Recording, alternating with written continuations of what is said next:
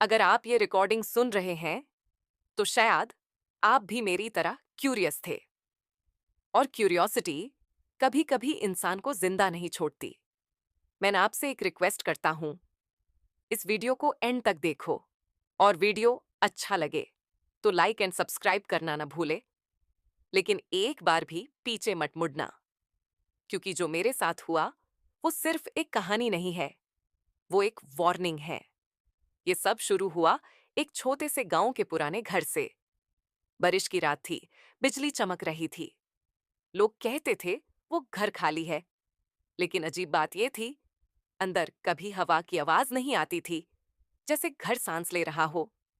मैं वहां सिर्फ एक हॉरर एक्सप्लोरेशन वीडियो बनाने गया था, व्यूज के लिए, थ्रिल के लिए, सच के लिए नहीं। दरवाजा आधा खुला था। मैं अंदर गया। फ्लैशलाइट की रोशनी धूल के पार्टिकल्स को कट कर रही थी। हर कदम पे फ्लोर क्रैक कर रहा था।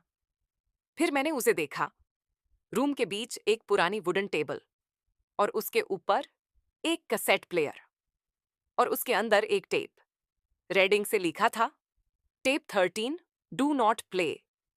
अब ऑनेस्टली बताओ, अगर आपके सामने डू नॉट प्ले लिखा हो तो क्या आप प्ले नहीं करोगे? मैं हंसा। मैंने कहा, परफेक्ट कंटेंट। और मैंने प्ले दबाया। पहले सिर्फ स्टैटिक, फिर सांस लेने की आवाज, धीरे, गहरी, जैसे कोई माइक्रोफोन के बिल्कुल पास खड़ा हो। मेरा गला सूख गया। फिर एक औरत की आवाज आई, बहुत हल्की, बहुत धीरे। तुम वापस आ गए। मैंने तुरंत जवाब दिया, मैं पहली बार आया हूं। 3 सेकंड की खामोशी। फिर तैपे ने कहा, झूठ। उस वक्त बिजली चमकी और 1 सेकंड के लिए मैंने देखा। मेरे पीछे कोई खड़ा था, लंबे बाल, सीधा, हिल नहीं रहा। मैं तुरंत मुदा, कोई नहीं था। मैं हंसा। माइंड गेम है। लेकिन फिर मैंने मिरर में देखा। रूम के कोने में एक टूटा हुआ शीशा था। मेरा रिफ्लेक्शन नॉर्मल था, लेकिन रिफ्लेक्शन के पीछे वो औरत खड़ी थी। असली रूम में नहीं, सिर्फ मिरर में। और वो मुस्कुरा रही थी, इंसान की तरह नहीं, थोड़ा ज्यादा। मैं पीछे हटा, दोबारा देखा। अब वो मेरे कंधे के पास थी।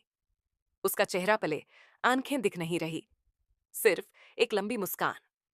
मैंने तुरंत टेपे निकाल दिया, लेकिन आवाज बैंड नहीं हुई। सांस लेने की आवाज अब रूम में आ रही थी, टेप के बिना। फिर मेरे कान के पास एक विस्पर, मैं टेप के अंदर नहीं हूं। मेरा दिल तेज धड़क रहा था। फिर वो लाइन आई जो मैं कभी नहीं भूलूंगा, मैं तुम्हारे पीछे हूं। इस बार मैं धीरे से मुड़ा और वो वहां थी, हॉलवे के एंड पर, सीधी खाड़ी, सर थोड़ा सा टेढ़ा। फिर बिना चले वो करीब आ गई, जैसे वीडियो स्किप हो गया हो। 1 सेकंड दूर, नेक्स्ट सेकंड करीब, फिर और करीब। उसके पैर जमीन को टच नहीं कर रहे थे, वो स्लाइड कर रही थी। रूम बदलने लगा। दरवाजा लेफ्ट से राइट, हॉलवे लंबा, जैसे घर जिंदा हो। मैंने कैमरा उठाया। वो अब मेरे बिल्कुल सामने थी। उसका चेहरा इतना पास कि स्क्रीन में सिर्फ उसकी मुस्कान थी। फिर अचानक वो गायब। रूम खाली, मैं अकेला। फिर कैमरा ग्लिच हुआ और स्क्रीन पर 1 सेकंड के लिए मैंने देखा, मैं खुद हॉलवे में खड़ा हूं, लेकिन मैं तो रूम में था। टेपे की आवाज वापस आई, अब तुम रिकॉर्ड हो चुके हो। मैंने कैमरा में देखा। मेरी आंखें डार्क लग रही थी।